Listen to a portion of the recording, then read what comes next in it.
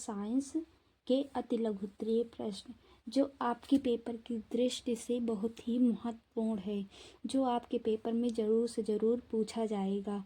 चलिए देखते हैं। नंबर 1, भारतीय संविधान 26 जनवरी को ही क्यों लागू हुआ?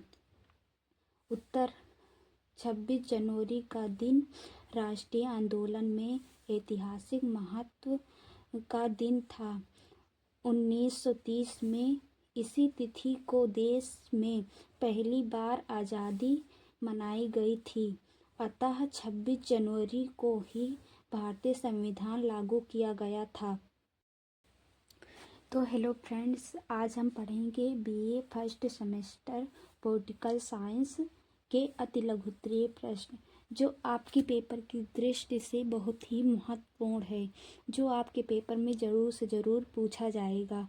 चलिए देखते हैं। नंबर 1, भारतीय संविधान 26 जनवरी को ही क्यों लागू हुआ? उत्तर, 26 जनवरी का दिन राष्ट्रीय आंदोलन में ऐतिहासिक महत्व का दिन था। 1930 में इसी तिथि को देश में पहली बार आज़ादी मनाई गई थी, अतः 26 जनवरी को ही भारतीय संविधान लागू किया गया था। चलिए हम दूसरा प्रश्न देख लेते हैं। भारत में उग्रवादी आंदोलन।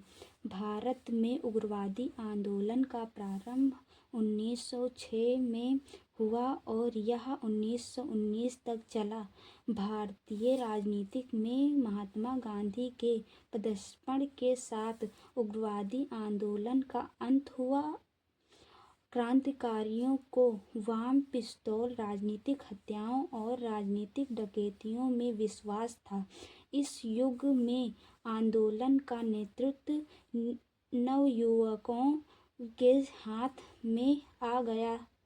ये नवयुवक क्रांतिकारी थे जिनके नाम इस तरह हैं: लाल, बाल और पाल। चलिए हम तीसरा प्रश्न देख लेते हैं। भारतीय संघात्मक व्यवस्था के 5 प्रमुख लक्षण। भारत में संघात्मक शासन को अपनाया गया है। संघात्मक शासन के प्रमुख लक्षण निम्न हैं। नंबर 1, लिखित एवं निर्मित संविधान। नंबर 2, केंद्र और राज्य के मध्य शक्ति विभाजन। केंद्र और राज्यों की अलग अलग सरकारें। संविधान की सर्वोच्चता। न्यायपालिका की निष्पक्षता।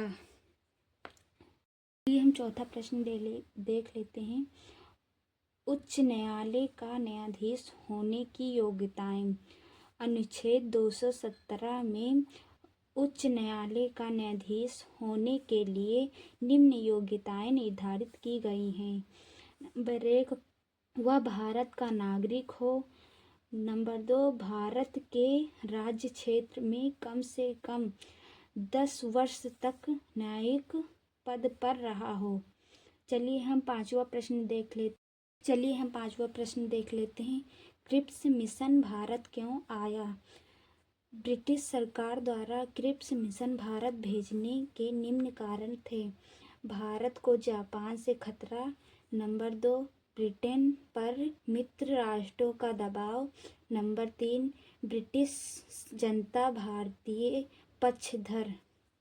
नंबर 4, आज़ाद हिंद फौज से खतरा।